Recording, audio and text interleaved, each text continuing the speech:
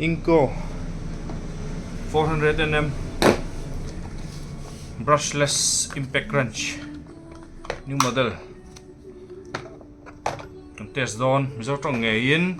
one shot take cái này á, soi soi bạc nòng nóc cái này nỉ con này chụp thiểm don nè, battery 2Ah bản nỉ asoma, chuan charger nè, socket hi pathum asoma 17, 19 le 21 ani, call kan te sang, call ah hian speed chithum speed pathum này á, achak ber hi RPM sang hi zathum mania chuan alai hol hi RPM sang khat le zakwa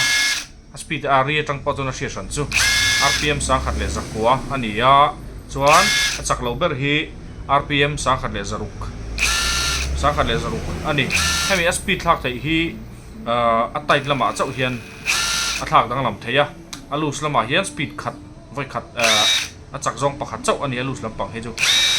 the top here loose lampang chu ani chuan nut buster feature 400 newton meter nm hianin anaya nut buster feature nei chu helai sira te hian alo ommayanga kan se thiam mayang chuan nut buster hi om zia taka chuan nut sak thon har de hlek chi thon thei tura hemi kholina a power pek chu thei san ber reilo te chungin aron pedon ania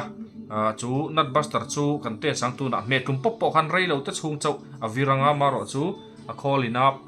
achakna zong aron mang thung don ani nei helai nut buster hi a eng ta a chuanin tu na nut buster test 1 2 3 kati zong te kha nut buster chu ania nut tai zual han her thon na tan khan atangkai mm ani khati zong khanat buster chu ani Ingco 20V compact brushless impact wrench workshop le motor siam lampang ho tan chuan tangkai mm ani